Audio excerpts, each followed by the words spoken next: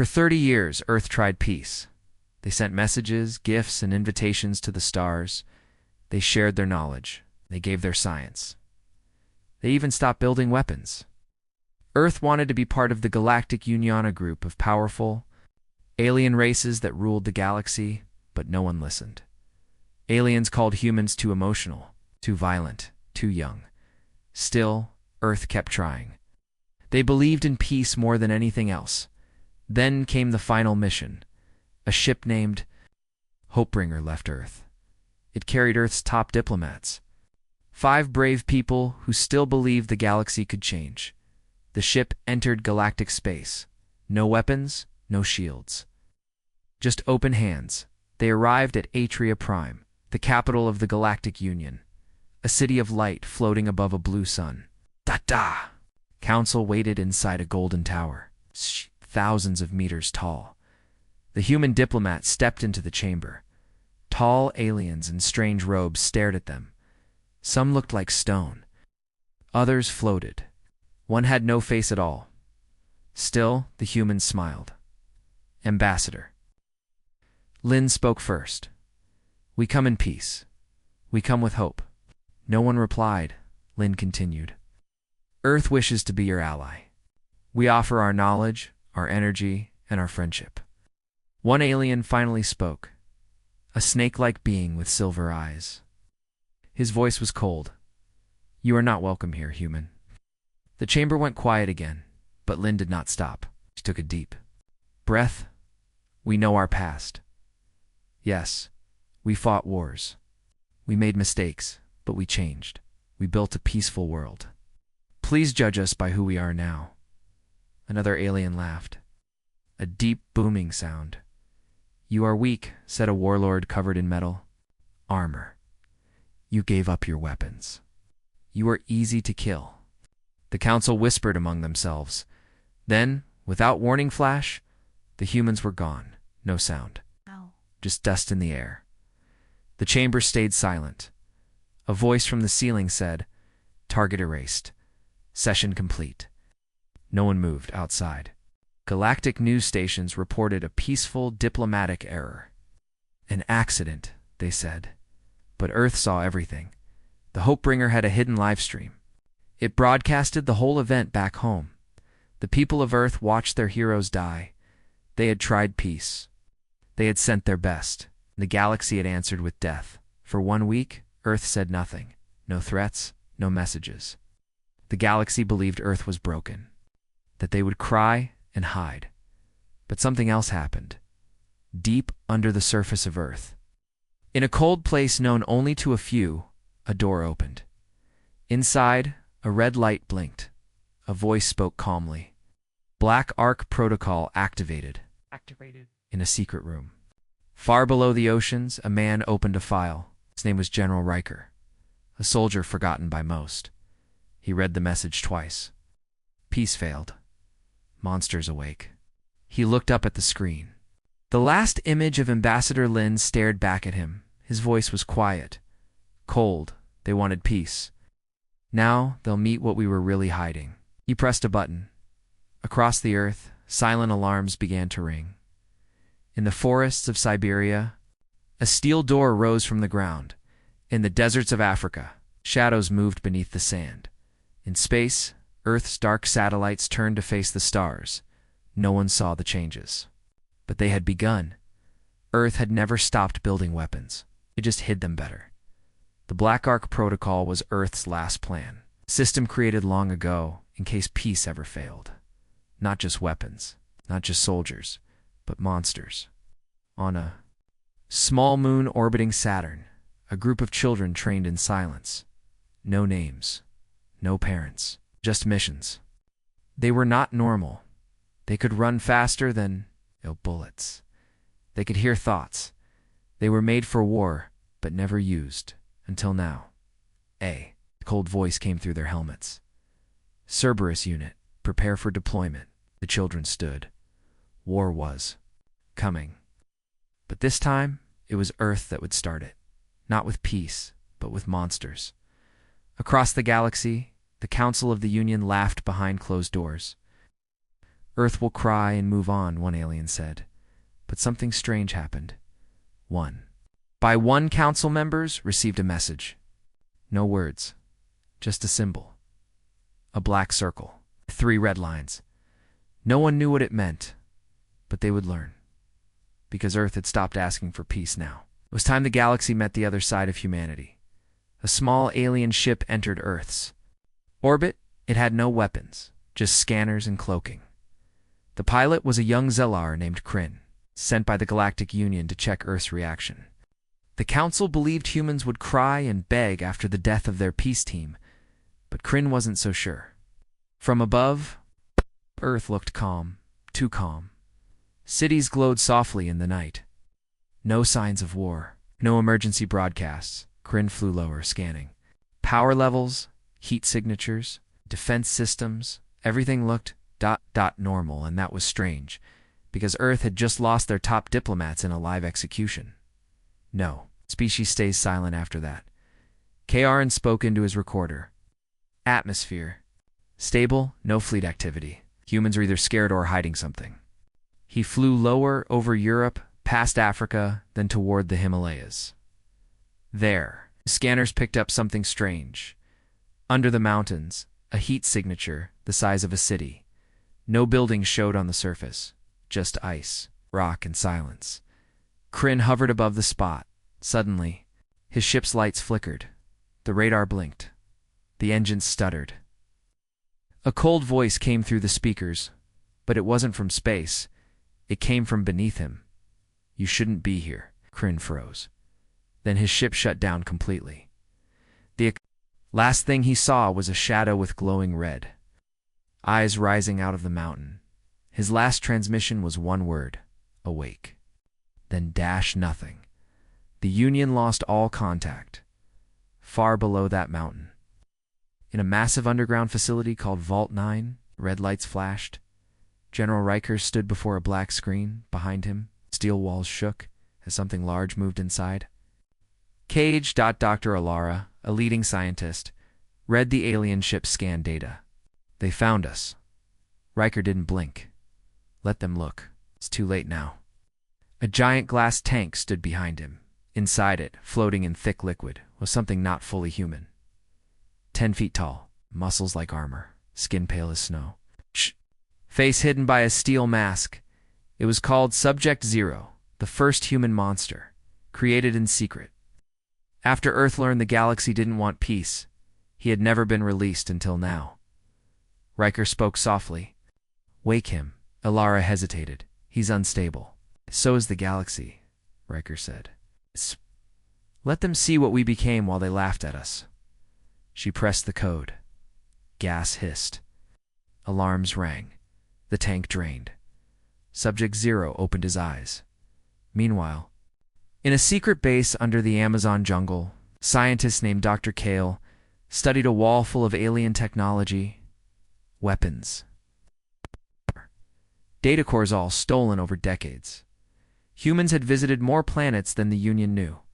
They didn't go to make friends. They went to learn, to copy, to prepare. One of Kale's assistants asked, "Why didn't we fight back earlier?" Kale replied, "Because Earth believed in peace."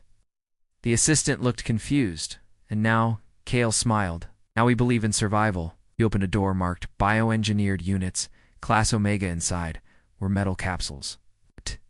Held something terrifying. Long claws, bone armor, eyes like fire.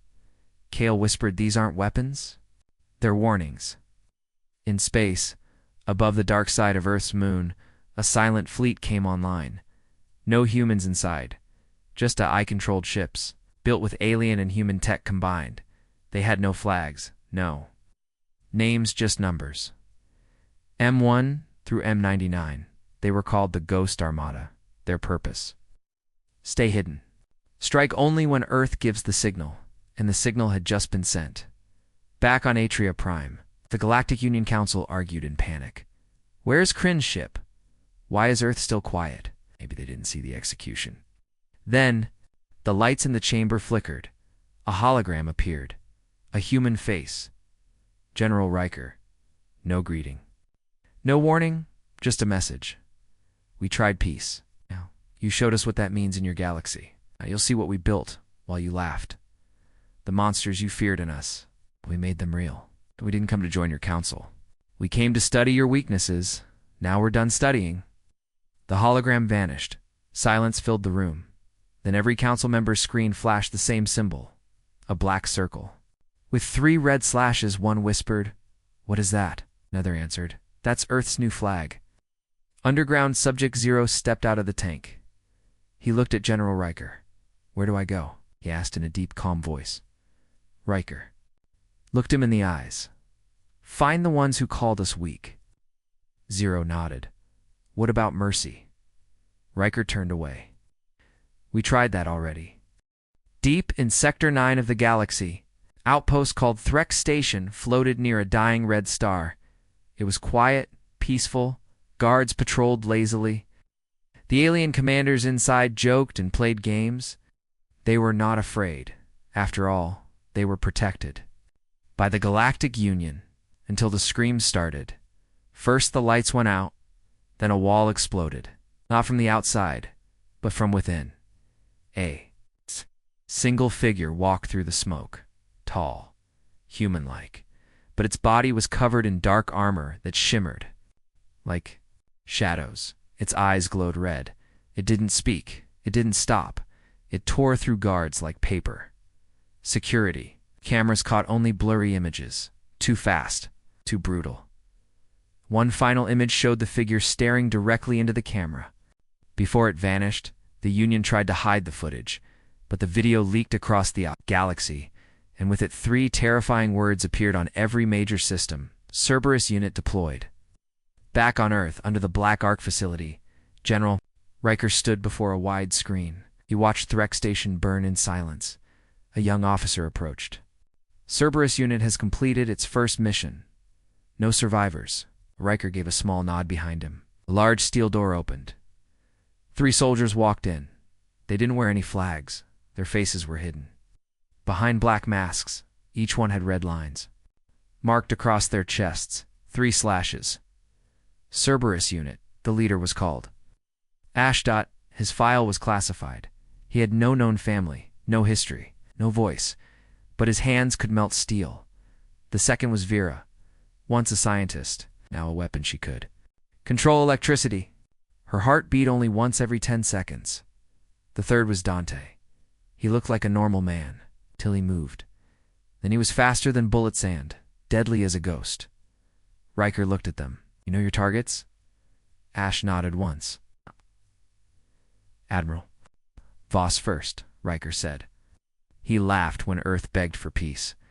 "Make sure he never laughs again." Admiral Voss was hiding inside a fortress ship called the Crown of Stars.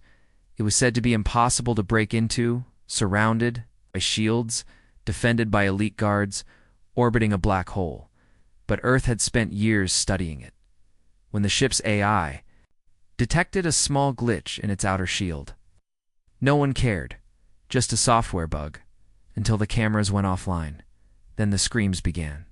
Inside, Cerberus unit moved like ghosts. No alarms, no mistakes. Ash burned through steel walls with his bare hands. Vera sent electric pulses that fried alien technology. Dante disappeared into shadows, reappearing behind guards before they could blink. One by one, rooms went dark. Voss panicked. He locked himself in the command bridge, surrounded by guards. "Kill them!" he shouted. "Kill the humans!" But no one answered. Only silence. Then the lights went out. Voss trembled. The main door melted. Ash stepped in first, then Vera, then Dante. Voss tried to speak. I was just following orders." Ash raised one hand. Voss screamed. Back on Earth, the footage was received. Riker watched it carefully. Dr. Alara stood beside him. "The galaxy will call us monsters," she said. "Good," Riker replied. "Let them finally be right." In a hidden galactic council meeting, chaos erupted. 3 members are missing. Threx Station is gone. We have to attack Earth now. But others stayed quiet. They had seen the Cerberus footage, and they were afraid. One counselor whispered, "What else is Earth hiding?" Another said, "We should have killed them all when we had the chance." One old alien, who had lived for 500 years, said quietly, "We didn't kill them. We made them stronger." On a distant moon, Cerberus unit waited for extraction. Ash stood in silence, peering at the stars.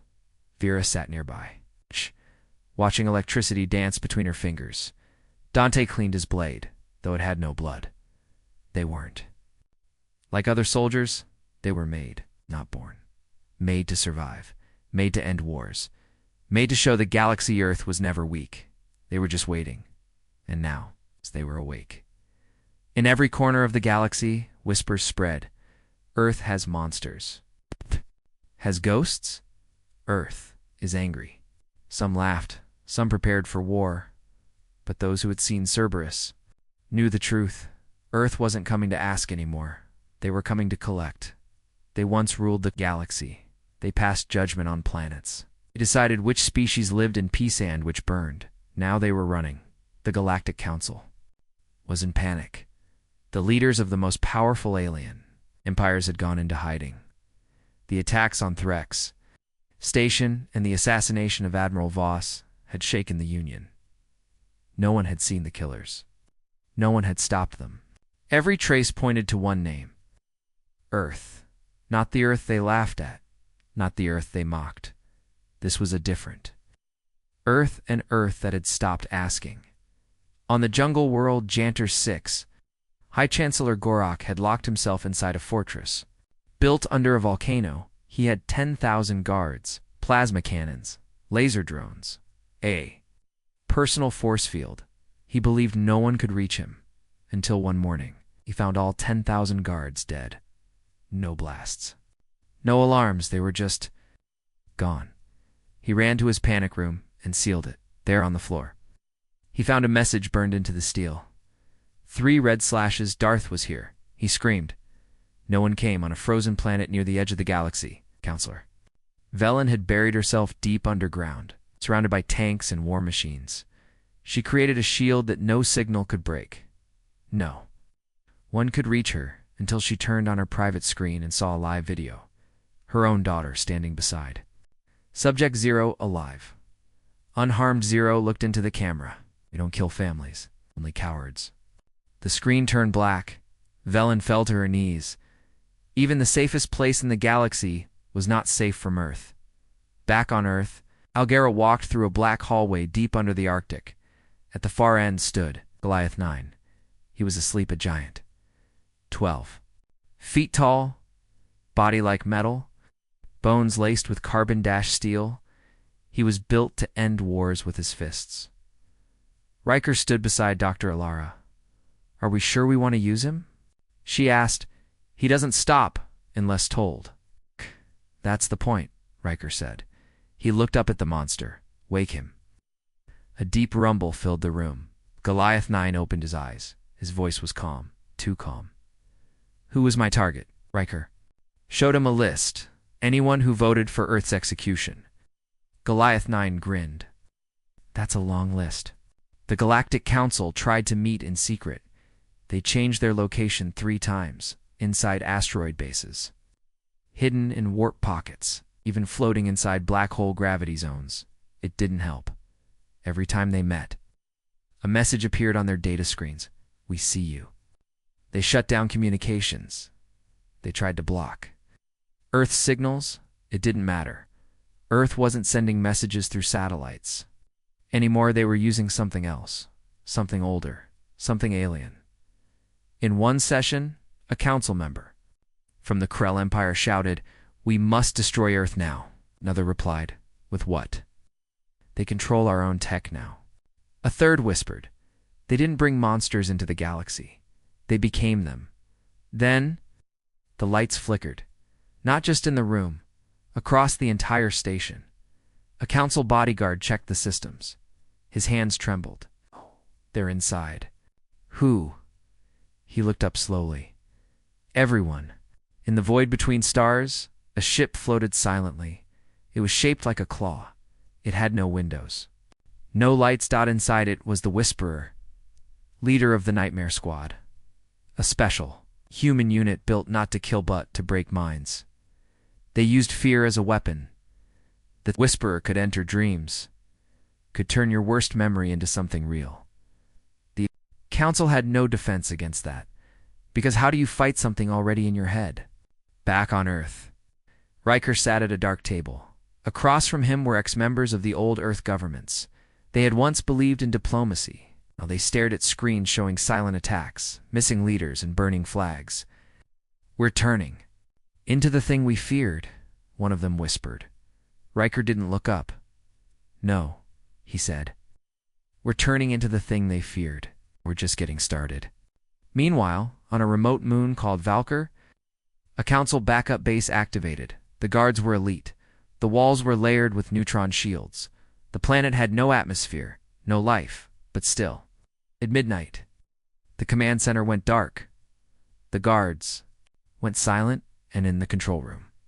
One last camera captured a single message scratched into the glass. "Monsters wake where mercy sleeps." In just 7 days, Earth had done what no other species could. They made the Galactic Council run, not with fleets, not with diplomacy, but with fear.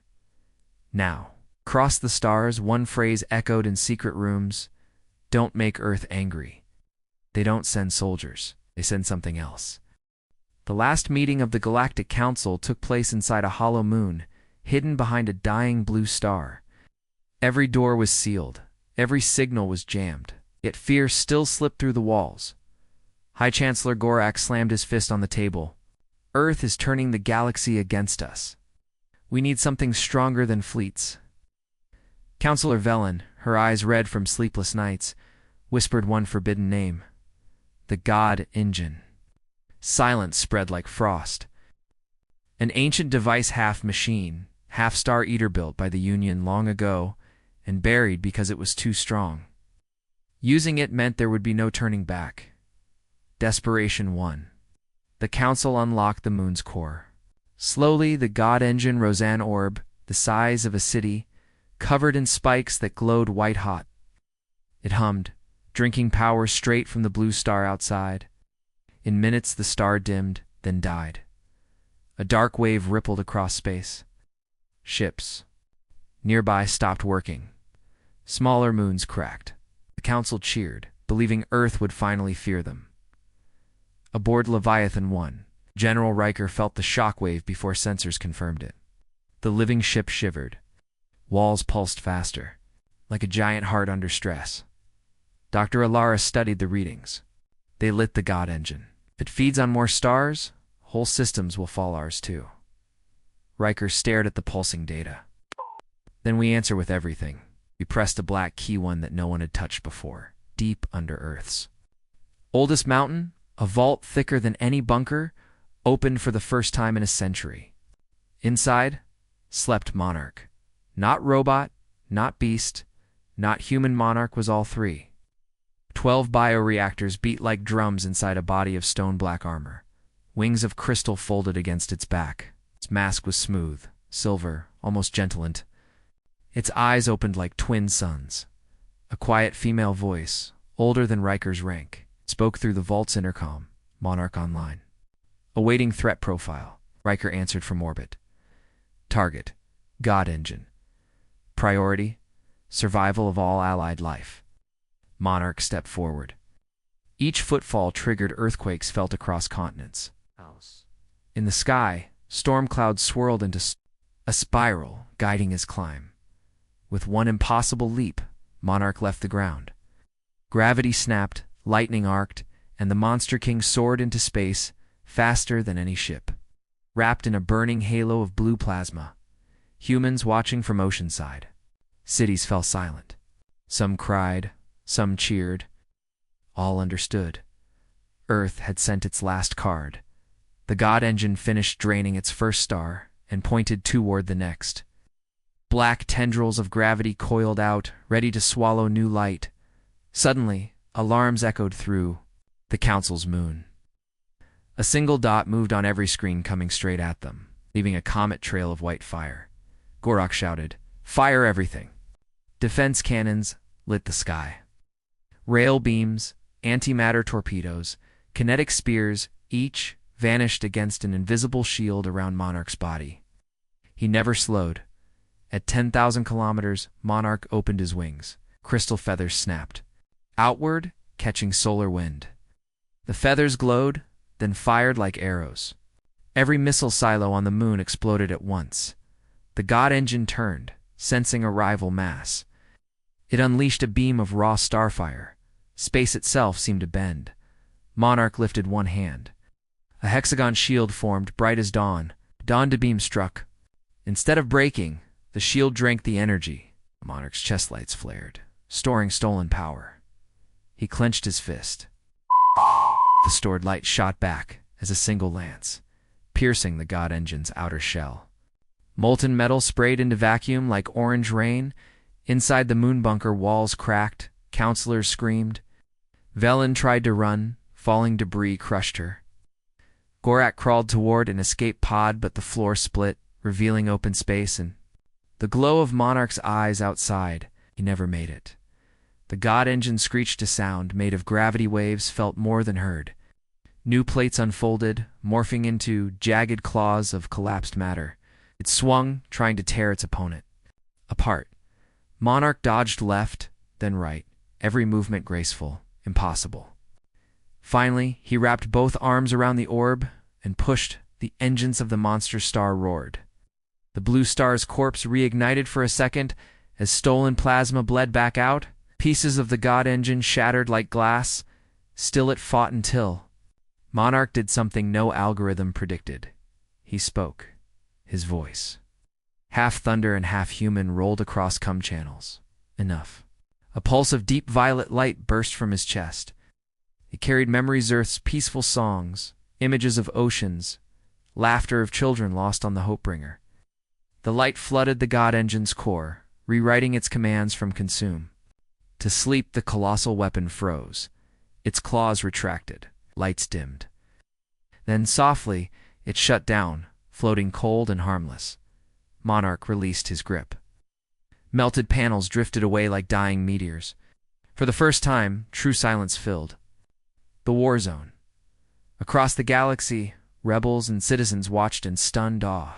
Screens repeated the same final frame, Monarch hovering over the dark orb, wings spread, stars reflecting off his mask.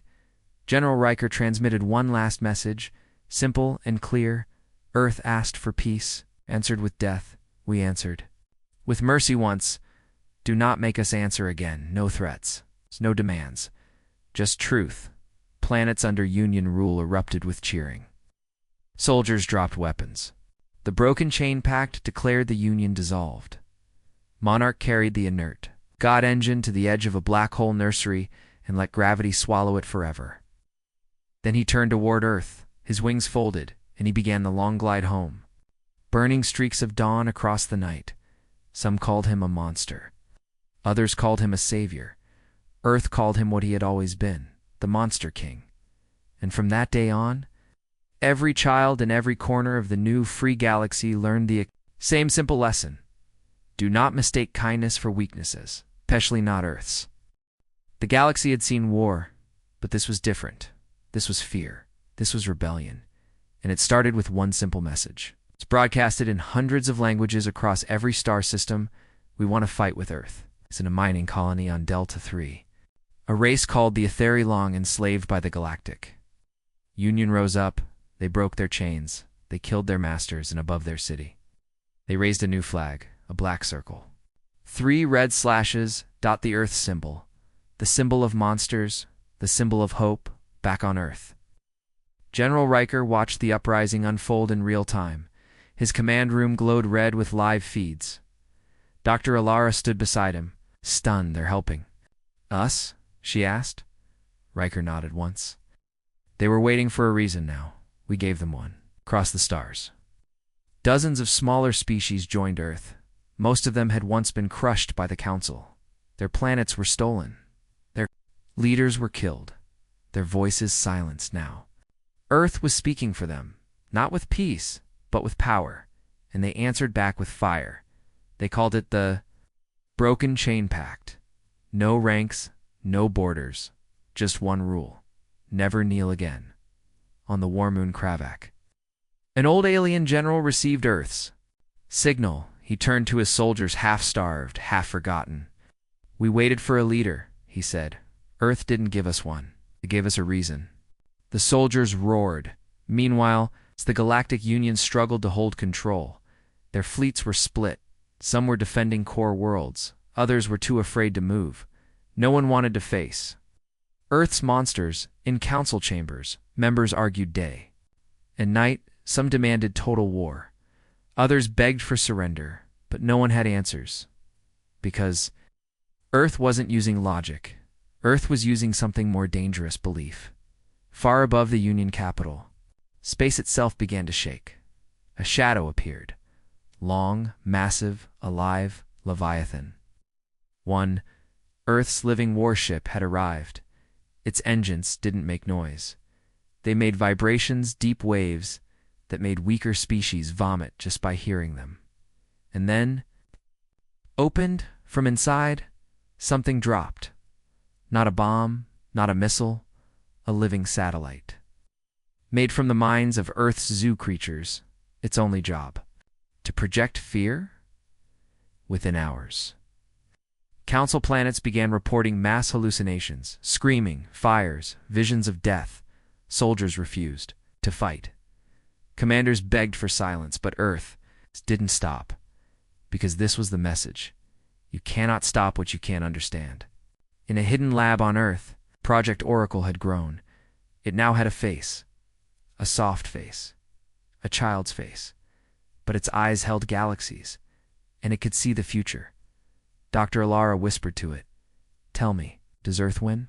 Oracle tilted its head, smiled. "Earth changes everything." While the council panicked, Cerberus unit launched again, this time not to assassinate, but to train. They landed on rebel planets. They taught the broken how to fight, how to move unseen, how to think like monsters. In 3 weeks, rebels had learned what took Earth 30 years, because Earth didn't give them rules. Earth gave them freedom and fire. One rebel leader, a former slave named Tarn, spoke to a crowd of 50,000 warriors. "We begged the council for help. They gave us silence. Now Earth speaks, not in words but in action. Let them call us monsters. Let them fear our scream, because we are not weak. We're free." Back on the Union homeworld, council members began disappearing. Some ran, some hid. Some took their own lives. The galaxy was changing too fast, and Earth was not slowing down. Inside Leviathan 1, General Riker sat in a chair that felt like it was breathing. The ship's walls pulsed with light and heat. He watched as data streamed in. 9 council planets had switched sides. 3 entire species had joined the Broken Chain Pact. Over 70 Union ships had surrendered without a fight. Dr. Alara entered the chamber. "They're calling Earth the center of the new order." Riker didn't smile. "We're not building an order," he said. "We're tearing down a lie." And above the stars, one final message played louder than all others. A voice, recorded from Earth's first peace mission before it was destroyed. "We offer peace, but we are not afraid of war." Then, the galaxy went quiet again, waiting, watching, wondering what Earth would do next. A young alien girl named Naru sat in her bed on the planet Zurin 4. It was nighttime.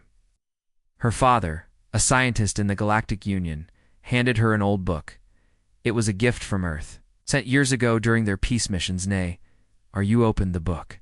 Inside were pictures, strange creatures with names like vampire, werewolf, wendigo, banshee. She giggled. Scary monsters. Her father froze. He looked at the page, showing a pale figure with no face and a long black cloak. It was labeled The Whisperer. He grabbed the book and stared at it in fear. "Where did you get this?" "It was in the peace box from Earth," Naru said. "Why?" The father whispered, "Because I've seen this thing in my dreams." Across the galaxy, things were getting worse. Entire Union stations were going dark, not destroyed, not attacked, just silent. Survivors said nothing when rescued. They just stared. Some cried. Others screamed until they passed out. The council called it psychological warfare, but Earth called it something else. Nightmare Protocol. Phase 2 activated. Deep beneath the Earth's surface, inside Vault 66, a new section was opened. Red warning flashed on every wall. Do not open without mental shielding. Inside, behind thick glass, were cages. Each one held something impossible. A girl who spoke in dead languages and made lights flicker when angry. A boy who had no mouth, but could scream through walls. A tall, thin figure that moved only when not being watched. They were called the Zoo, not animals. Not humans, not even soldiers. These were failed experiments, locked away. Till now, Dr. Kale stood in front of the cages, his voice shaking. These creatures were born from human fear. They're not from another planet. There. From inside us, General Riker stepped forward. Can they be controlled? Kale didn't answer. Riker turned to his officer. Open Cell 3. Release the Whisperer. On a planet called Vandrix, the Galactic Union ran a secret prison for war criminals, a station built to hold the worst beings in the galaxy. That night, every cell door opened on its own. Guards died without fighting. No alarms rang. When a Union rescue team arrived 3 hours later, they found words scratched into the steel walls. Fear is the oldest weapon. All cameras showed the same blurry figure in a black cloak, and whispering. So much whispering, Council. Ow. Members began reporting strange dreams. In those dreams, they were hunted by shadows, by things with red eyes, by the same monsters from the old Earth myths. They woke up gasping. Some never woke up at all. Union doctors had no answers, but Earth did. Back in Vault 66, the Zoo creatures were placed in containment pods and launched into deep space, toward key Union systems. They didn't need ships. They didn't need weapons. They were the weapons. Creatures that thrived in fear, darkness, and chaos. Each one linked to the human subconscious, each one built in a lab, but powered by human nightmares, in one Union base. A soldier named Carr began hearing whispers. He shot at shadows, then turned on his own team. When backup arrived, Carr was curled in a corner, muttering, "The monsters are not human, but they came from Earth." Meanwhile, General Riker stood in front of a group of Earth leaders. Some were angry. Others were afraid. What have we done? One of them asked. Riker showed them a screen. It listed the species who voted for Earth's extermination. This is what they gave us, he said. We offered them peace. They gave us death. So we gave them monsters. Far from Earth, on a cold moon, a council member tried to run. He hid inside a bunker buried under solid rock. No windows. No signals. Just silence. That night, he saw a figure at the edge of his dreams. A woman. Pale. Hair like smoke. She pointed at him, then screamed. When he woke up, his eyes were bleeding. A message was burned into his wall. You forgot what humans fear. But we remembered. Now across the galaxy, stories spread like wildfire. A ghost with a broken jaw haunts Union warships. A child made of fire walks through walls and never stops smiling. A floating mask that shows you the worst moment of your life and then makes you live it again. The council tried to deny it. Tried to say Earth was using illusion tech, but deep down, they knew better. This wasn't just science, it was vengeance. Earth had looked inside itself, released everything it used to fear. In Vault 66, Dr. Kale watched one of the cages slowly close again. The creature inside had returned. Own, covered in blood, smiling. Kale whispered, "This isn't a war anymore. It's a horror story. It's all across the galaxy." Screens flickered, in homes, ships, stations, even prison blocks at first. It was just static then, blackness then. A face. A human face. It wasn't angry. It wasn't smiling. It was calm. Cold. It belonged to General Riker, His voice was slow, quiet and deadly clear to the Galactic Union, to your leaders, to those who cheered when our peace team was murdered. You had your chance. We offered peace. You answered with blood. Now meet our monsters. The message cut off. Then every screen showed the same thing. A black circle, 3 red slashes, and under it 2 words in bold red. Judgment begins. In the Council's private war chamber, alarms screamed. Councillor Velen slammed her hand on the table. Cut their broadcast. We can't, someone shouted. They're not using our systems. Then how are they inside everything? Silence, a younger alien whispered. It's not hacking, it's control. Back on Earth. The sky above Antarctica glowed red. A massive door in the ice opened. Out of it rose the Judgment Storm, a weapon the galaxy had never seen. Not a ship, not a gun. A living machine, part AI, part organism. It breathed. It grew, it thought. It was called Leviathan 1, built in secret, powered by dark matter and fear. Inside, carried things no species had names for: creatures, weapons, stories. Waiting to be told in blood, Earth launched a countdown. 72 hours, every hour. A warning sound echoed across the galaxy. Low, deep, like thunder in space. Some planets went silent. Some went mad. Others begged for mercy. But Earth wasn't listening anymore. On a small planet in Union territory, an alien farmer stared at his screen. The human message played again. Riker's words repeated, slow and clear. This is not revenge. This is not war. This is education. You taught us who you are. Now we teach you who we are. In a hidden lab deep in Earth's crust, Dr. Alara stood before a black pod. Inside it floated something new, something still evolving. It was made from a mix of human DNA and something else. A creature recovered from deep space. A creature that had once destroyed an entire moon with its voice. Dr. Alara touched the glass. Project Oracle is ready. Riker appeared behind her. Does it speak yet? No. She said it listens.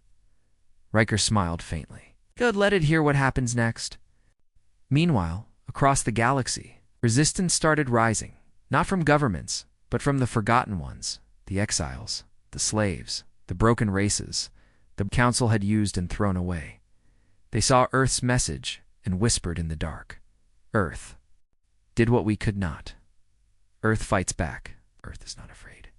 A new name spread across the stars, the Broken Chain Pact, and they all had one thing in common. They wanted to join Earth on a Council-controlled planet. Riots broke out. Aliens burned the Union flag. They chanted Earth's message. We offered peace. Ow. You gave us blood. Council soldiers opened fire, but the fear had. It's already spread. The system was crumbling, and Earth hadn't even started attacking yet. Inside Leviathan 1. A human pilot stared into deep space. Beside him sat a creature in black armor, not speaking, not moving, but breathing. The pilot asked quietly, "Do they deserve this?" The creature looked up, eyes burning. They erased our peace. Now we erase their pride. In the final hour before launch, Earth sent one last message. It didn't come from Riker. It came from a child, a young girl, brown skin, sat in a classroom, speaking to the galaxy. Her voice was soft, innocent. You heard us. We tried to be kind. But our kindness was not weakness. Our monsters were sleeping. You woke them up. Now they're coming. Then the screen turned black. Across the stars, fear became real. The Union gathered its fleets. But no one wanted to be first. No one wanted to face the monsters. And above every planet, the sky flickered once more. A red circle appeared. 3 slashes, and the countdown stopped because Earth had just pressed launch.